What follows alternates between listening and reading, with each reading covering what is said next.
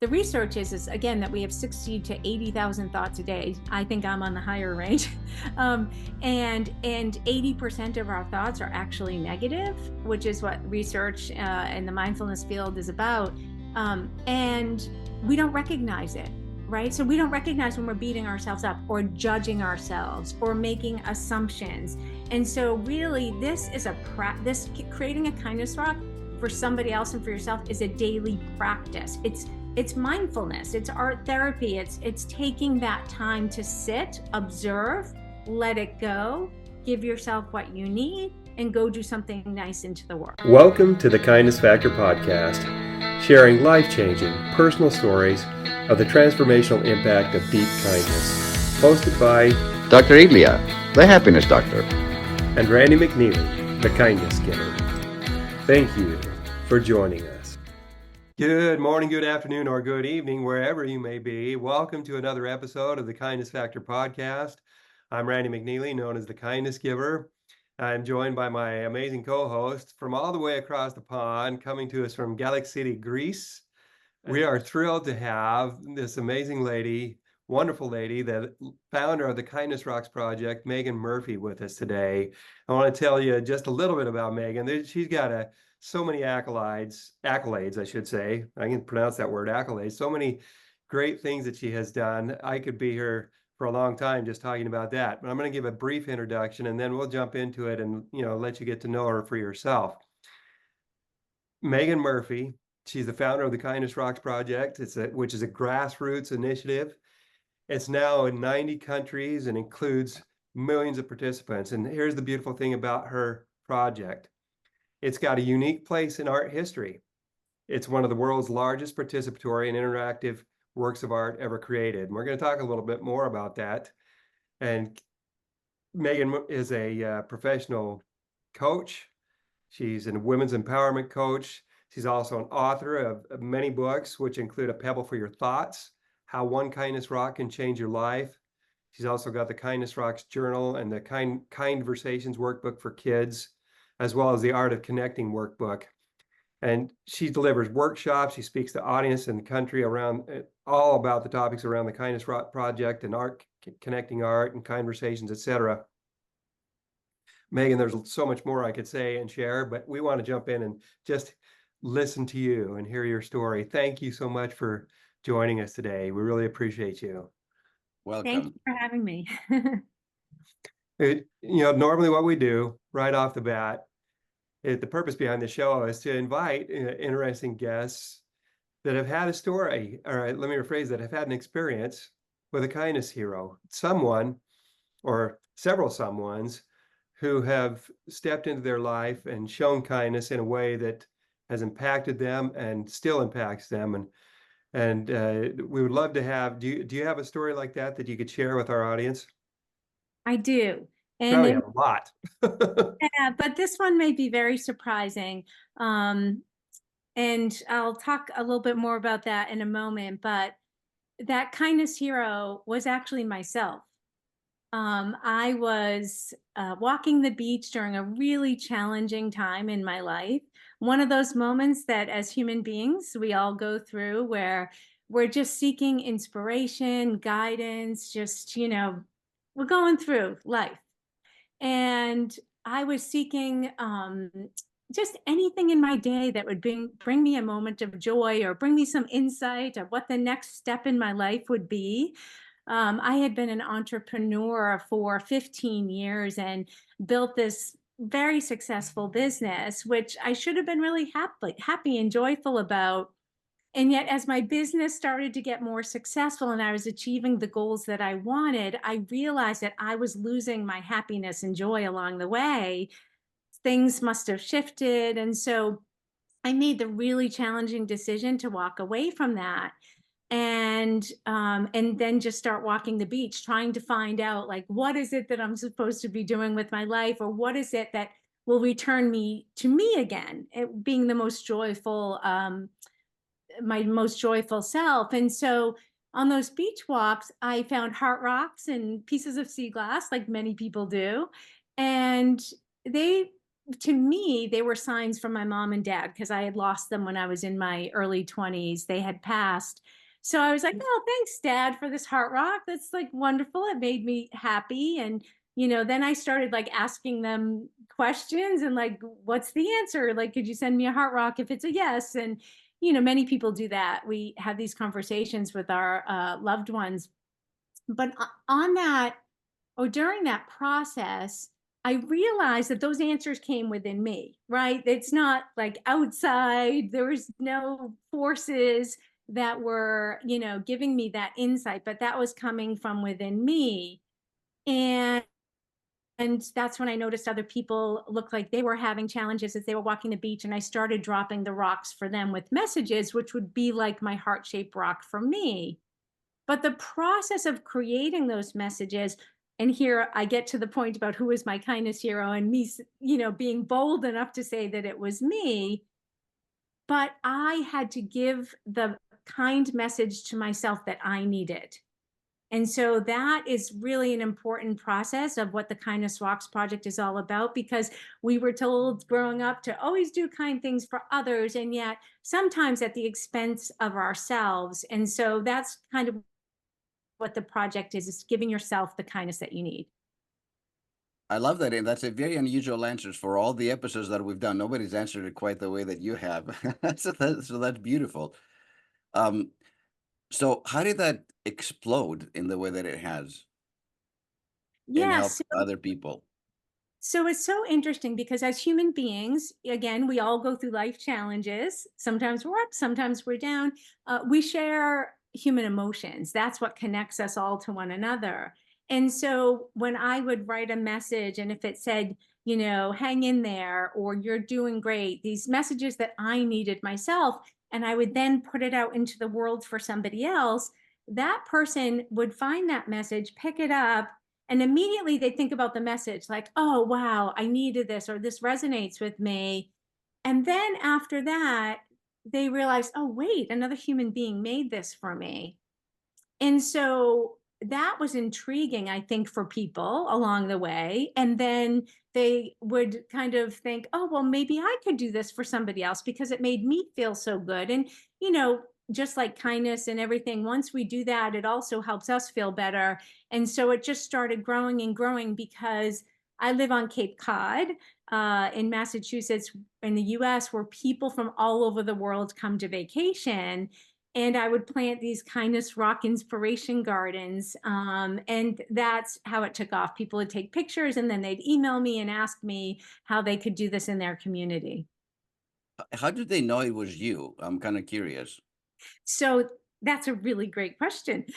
For the first year that I did this, I was anonymous. Nobody knew it was me because it was a personal practice, right? To make me feel better every day.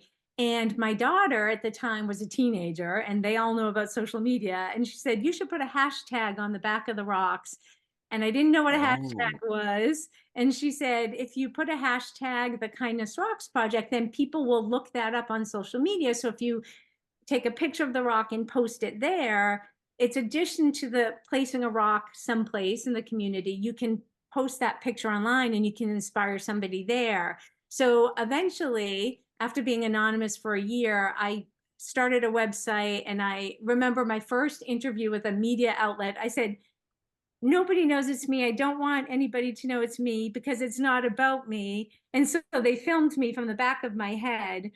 And that night, I received so many messages from people saying, I saw the back of your head on the news today. you're like in a witness protection program, but they figured out who you were. That's very funny. Exactly, exactly. And then, but the interesting part about that, so I love your question, was because, you know, I was feeling as if it was such a weird thing to do with my life, right? Like just roam the beach and paint rocks. And I actually would have people say to me, aren't there better things you could do with your life, right? Which mirrored how I was feeling inside, insecure about it. And I thought, no, this is exactly what I'm supposed to be doing. I had this kind of knowing about that. And so I also realized that like anything, people want to know the story of how it started, and they want someone to lead whatever it is. And so I had to come to terms with that and step into that role and share who I was, and so on and so forth. I'm so curious, where would you place the rocks? Were they totally random where you placed them, or were you, consciously and mindfully placing them in places where people would obviously see them and pick them up and so on? Yeah, that's another great question. So originally, so this is, I do believe in just synchronicity, right? So on day one that I had a Sharpie in my pocket and I wrote 5 messages that made me feel good, and I placed them along the beach randomly, not mindfully at all, just in different places. And on that first day, one of my friends found one of those rocks, and I dropped those on a 1.5 mile stretch of beach, so it's definitely a needle in a haystack. And she found one of my rocks, and she messaged me that night and said, "Did you leave this rock on the beach?" Because she knew I was walking the beach every day collecting heart rocks, and she thought this is something that she would do. Um, so that's how I started. And to tell you the truth, if she hadn't texted me that night, I don't know that I would have continued, because I had that negative self-talk in my head, which is also what this process is about, of being kind to yourself and being your own kindness hero. But after that, I continued randomly dropping them, but then I planted inspiration gardens. So I would take a piece of driftwood on the beach and I would paint on it the Kindness Rocks project, take a message. Oh, one message at just the right moment can change somebody's day, outlook, or life. Feel free to take one. And I would leave that on the beach and I would paint, and people would add to it and take from it. And it became this beautiful healing garden. That's And were amazing. they actually shaped like heart rocks? When you say heart, were they shaped like a heart or not necessarily? No, no, no. So they were just regular rocks, but originally I would always look for heart rocks, I just see. me, that made me feel good, but I wasn't sure if I planted a garden with just heart rocks, I'm not sure people would understand, what that even was. So that's why I wrote the messages on them. What a beautiful story. And I love the way that it organically took off. And it's not like you went out and sought media attention, or were looking for any way to bring attention to yourself for doing it. You were just doing it because you could, and because you had the hope that, what you were leaving behind, what you were doing was going to impact somebody else. And the fact that your friend found one that first day, that was for me, I think that's a sign. It was okay, keep going. That's somebody found this, and it inspired them or blessed their lives. So who knows how many other people might find them. And obviously that's worked, because you're now in what, 90 countries? Yeah, Something like 90 that. countries, still 10, we're 10 years out and it's still growing. And, I think it went, I thought it was going to be a phase. I was thinking, oh, this is just going to be something that, comes and goes like a pet rock or whatever. But surprisingly, we're 10 years out and the project continues to grow. It's, art therapy for so many people. Mm. And it's interesting because it took me, so I knew that it made me feel good when I was leaving the messages for myself on the rocks and then putting them out there for others as an act of kindness. But it wasn't until 5 years that I was doing this day in and day out that I woke up one day and I'm like, I know the process. I have a 5-step process that can help people. And it's based in mindfulness and self-compassion. That's really the component that's, I feel, is very important in this process. Because if we don't understand the need for compassion within ourselves, we won't understand that need for compassion for anybody else out in the world. And so that's really the main component of that process. When a wallet was returned just moments after it was lost, a purpose was found. This one act of kindness inspired the formation of the nonprofit Kindness Worldwide to create a culture of kindness in communities throughout the world. Kindness Week Worldwide mobilized the entire community in York, Pennsylvania, featuring initiatives and playbook programs including blood drives, kindness cards, K-12 and college students embracing kindness, and an innovative means of community policing, kindness citations. If something so magical can happen in York, Pennsylvania, the same and other inspirations can happen anywhere and everywhere. Our Screen Scenes initiative featuring the Kindness Factor will showcase these many stories of kindness. Let's include your community among them. Kindness is the heartbeat of the world. Together, with your support, we can make all its hearts beat as one. I mean, can you take us through the 5 steps very, very quickly? Like, what are the 5 steps to get to Yes, the? so it's super simple because I use the acronym ROCKS, so that everybody could remember it. And the R stands for recognize. So basically, it's sit with yourself. Just be alone in a quiet space and sit and observe. Like recognize your thoughts and your emotions, whatever's happening for you. Because as human beings, we have, around 60,000 thoughts a day. So there's always going to be something in there. So just sit and recognize what's going on in that head of yours. The O is just observe and own it. Whatever is coming up, whatever thought, whatever emotion that triggers from that, even if it's so-called in a negative emotion, just observe it and own it. Don't try and beat yourself up for feeling the way that you're feeling or having the thought that you are. It's just part of the human process. And here's the key. The C is for compassion, but it's for self-compassion first and foremost. Again, if we don't recognize the need for compassion within ourselves, then we won't understand that for others. So you're then in that self-compassion, you're placing on the rock the message that you need for whatever's going on for you in that moment. So if I was feeling fearful, I had fearful thoughts at that moment that I'm painting my kindness rock, I might put on the rock, I am brave. And then the K is for kindness. As we all know, there's so much research. You guys probably talk about this a lot, that when we do things for others, it really raises our endorphins and helps us. And then S is where I bring it together. I added the S at the end. And that is because I do believe in service being very important and a major component of what kindness is, because we were all born into this lifetime as individuals, our authentic selves, and each of us as an individual has a gift to bring to this world. And so being in service doesn't have to be some major thing like running a movement or a project, or it's in every moment, being in service, making your day, everybody else's day a little bit better. When I was listening to you, I just felt when you talked about the O, observe wherever you're at, that observation was without any self-judgment.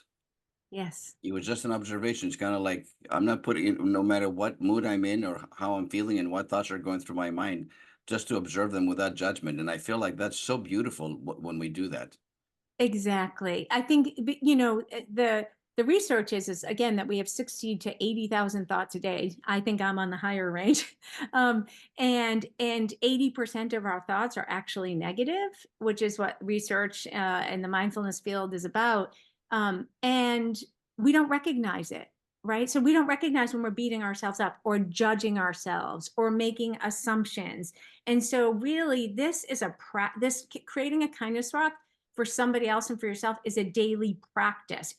It's mindfulness, it's art therapy, it's taking that time to sit, observe, let it go, give yourself what you need, and go do something nice into the world.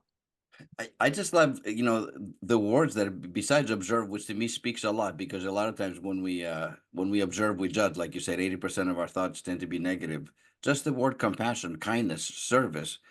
And, Cape Cod is such a beautiful part of this country and a beautiful part of this world. It just reminds me, rocks, I always think about a ripple effect, this calm piece of water, basically, right? And you throw one rock, one stone, whatever, and then it continues to expand and expand and expand. The fact that it's expanded to 90 countries, something that started so simple, just you trying to connect with your mom and dad. I lost my mom in my early 20s, so I really resonate with that. And, just like never in a million years would you have thought this was going to grow to be a global event. There's no way. And isn't it though? It speaks to something that unites us all, that we all need to feel connected, right? Yeah, exactly. And loneliness is epidemic, right? And so some of the ways that we can combat it is through kindness, obviously, but, and as I explained earlier, and again, if I had planned to make this movement, or if I had planned to make these kindness walks anything other than originally just to help me, I don't think I could do it. It would be too overwhelming. Like, it would be a huge challenge. And I didn't have it within myself because I was at a really low point in my life. So I did not have that bandwidth for that. But the magic, which I realized after, was that, again, that message on the rock hits people and go, oh, I could use this message. That makes me feel better. But then they realize that another human being created it, and there's this connection that's made. So it's not like human connection one-to-one, but it is like there's a connection with other humans there just by that small act. And what's interesting about that too is we all need each other. Obviously, you mentioned that earlier. We need that connectedness. There is an epidemic of loneliness, but every time you put one of those rocks together, you said you're writing your feelings down, something that you're experiencing that time. That's what you needed. And in a way, it's catharsis, because you're putting that feeling down. Maybe I'm feeling afraid. I'm writing, I'm brave on this rock. And then I'm going to go put this rock out there and think, okay, I'm brave. Now I can put this down and inspire someone else to be brave and to carry on. And then the next feeling comes. It's like Elia was saying, it's a ripple effect that those feelings are rippling out, and they'll only continue to grow. Somebody might have picked that rock up on Cape Cod and taken it back to Japan with them, or taken it to Australia or wherever they came from. Somebody vacationing from another country could take it back with them, and they think, okay, I can go do this. And that's probably, I imagine that's how it's grown. People have just picked up the rocks and taken them and seen them and then done something similar wherever they are. Exactly. And that's the beauty about a rock. Rocks are everywhere. But this is a really good segue too, because every time that I do a podcast or an interview, I do want to highlight also kindness for the earth and our environment. And so, yes, it has grown into this huge movement, and it's lovely, and people can pick up a rock anywhere and they can create it. And as you said, they can take it, around the world when they're traveling. But we do need to ensure that we're kind to the earth. So there's places that we can and cannot leave a kindness rock, and that's in national parks, or, at the top of beautiful mountains, or someplace in Greece where, it's you need archaeological sites. Yeah, you can't take stuff from, or that's true. Exactly. So we need to be mindful about that. So there's a great resource for that. It's leavenotrace.org, and you can learn all about, how we can, all make a smaller footprint on this planet, and also using eco-friendly paints and products when we're participating. So actually, thanks for adding that. Megan, amazingly, our time is coming to a close. And as always, we ask our guests, are there 3 pearls of wisdom that you want to share with our audience as it relates to the movement, or things that you have come to know in your heart to be true for you and for those others around the world that have benefited from really a very creative and unique spread of kindness? What would those be if you had 1, 2, 3? What would you say? well, number 1 would obviously be kind to yourself. And number 2 would be kind to others, obviously. And then I guess number 3, because I'm using, kind of the acronym for the 5-step process, is you are an individual, an authentic gift for this world. So just go be yourself and go out into the world. And that is the service that you're, adding to this planet right now. So just go be you. Beautiful. I'm like, I could ask you so many more questions, but I know our time is up. Have people actually taken pictures of rocks that they have written things on in different languages and send them to you? Yes, yeah. I could go on forever. I have some of the most amazing stories from this project in the rocks, and yeah, they're around the world. They send them to me, and especially if someone finds a rock somewhere, they usually send me their story about it. So I have millions of stories. Oh my Where do God. you have, where can people find out more about that? Because to me, that's fascinating. I could just where can they find you and their stories? Yeah, How can so they connect with you? the kindnessrocksproject.com, and then on social media it's at the Kindness Rocks Project. And there's, you know, so many articles and things that are written about the project that you can link to. And also I have a bunch of certified workshop facilitators on there now around the world that are out doing these workshops. So Are all those links on your website, your social media links and things like that? yep, Okay, they are. great. Well, Megan, we can't thank you enough for the time that you've taken to share your beautiful story with us. It's been inspiring and uplifting, and we just want you to know how much we appreciate you being with us today. And we want to take time to thank our audience for taking the time to listen. We appreciate you. Take a few minutes. We invite you, as we do every week, invite you to take just a few minutes about what you've learned today, how it's applicable to you, and what you're going to do about it, how you're going to go forward and you know, pay it forward from what you've learned today. And as we go forward in the next week, as we always do, we invite you to remember that with kindness, Everybody everybody wins wins. all over Thanks the for world. joining. Thanks for joining us. Thank you, Megan. What a pleasure. Thank you.